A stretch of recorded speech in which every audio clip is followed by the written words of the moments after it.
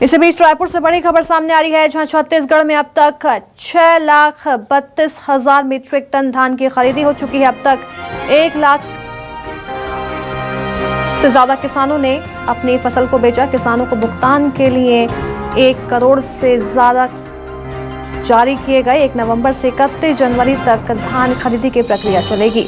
130 lakh metric ton धान खरीदी का इस बार लक्ष्य रखा गया है। तो लगातार यहाँ पर धान की बम्पर खरीदी होती जा रही है। कहीं न कहीं किसानों के लिए राहत भरी बात है। 130 लाख मीट्रिक टन धान खरीदी का इस बार सरकार ने लक्ष्य रखा था।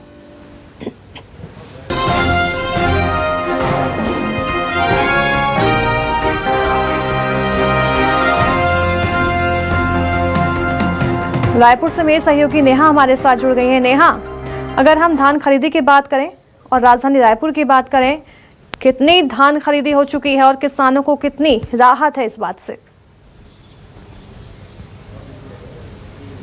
बिल्कुल, देखिए छत्तीसगढ़ में 1 नवंबर से धान की खरीदी शुरू हो जाती है और 1 नवंबर से यहाँ पर इस साल भी जो है वो धान की खरीदी शुरू हो चुकी है, जो कि 31 जनवरी तक चलेगी।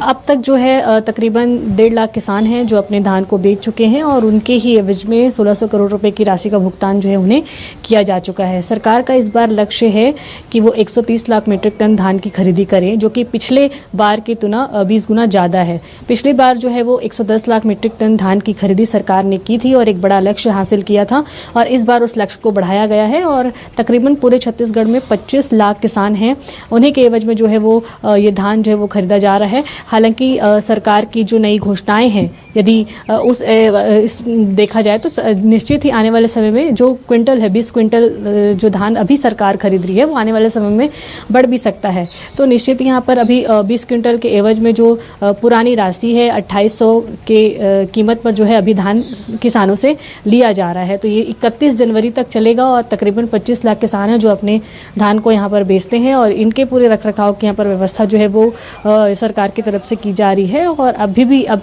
चूँकि बीच में त्यौहार का समय था, जिसके कारण 2 से हफ्ते भर जो है वो कम धान यहाँ पर बेचा गया था, लेकिन अब फिर से जो है वो वापस से धान की खरीदी शुरू हो जाएगी और अब 31 जनवरी का टाइम है, चूँकि 2 महीने का पूरा वक्त है। ऐसे में आने वाले समय में काफ़ी जो तेज़ी है वो किसान दिखाएंगे और लगातार अब जो है वो धान बेचने किसान धान केंद्रों में पहुंच रहे हैं। इनकी सुविधा के लिए पूरे धान उपार्जन केंद्र यहाँ पर अलग अलग बनाए गए हैं। किसानों का जो पंजीयन है, उनको तमाम जो सुविधाएं हैं, टोकन नंबर वो ऑनलाइन मोबाइल पर ही मिलेगा। ये तमाम जो सुविधाएं हैं वो पिछले सरकार ने जो जारी की थी, सब वही तमाम सुविधाएं जो है वो इस बार भी रहेगी और उन्हीं सुविधाओं के साथ जो है किसान अपना धान बेच सकते हैं। जी, लेकिन नेहा, राजधानी रायपुर की बात करें तो कितने केंद्र बनाए गए हैं राजधानी रायपुर में धान खरीदी की और क्या व्यवस्था की गई है? क्योंकि देखा जाता है ज्यादातर जगह गड़बड़ी पाई जाती है, जिससे किसानों में आक्रोश भी देखा जाता है।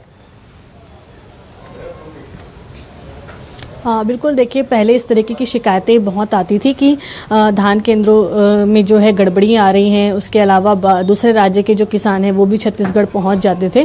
तो प्रशासन ने इसकी भी जो पुख्ता तैयारी है वो यही की है कि जो बॉर्डर हैं, छत्तीसगढ़ बॉर्डर्स पे निगरानी बढ़ा दी जाती है ऐसे समय में, ताकि कोई दूसरे राज्य के जो किसान हैं वो छत्तीसगढ़ में प्रवेश ना कर सकें। और इस तरीके की जो तमाम सुविधाएँ हैं वो देते हैं। चूँकि अब सारा पंजीयन से लेकर के टोकन नंबर देने तक का जो भी कार्य है वो ऑनलाइन होता है, यानी कि किसानों को बार बार आने की ज़रूरत भी धान केंद्रों में नहीं पड़ती है। वो सीधे घर बैठे अपना पंजीयन करा सकते हैं, टोकन ले सकते हैं। तो ये तमाम सुविधाएं हैं। ये जो जितने भी आंकड़े हैं वो सब ऑनलाइन रिकॉर्ड होते हैं। तो निश्चित ही जो पहले गड़बड़ियाँ जितनी सामने आती थी उतनी गड़बड़ियाँ अभी तो फिलहाल सामने नहीं आती है, लेकिन फिर भी जो है प्रशासन की तरफ से अपनी पूरी तैयारी यहाँ पर रहती है कि कोई गड़बड़ी ना हो, और उसी तैयारी के साथ जो है किसान जो है वो धान बेचते हैं। जी बिल्कुल, बहुत बहुत शुक्रिया नेहा हमें तमाम अपडेट्स देने के लिए।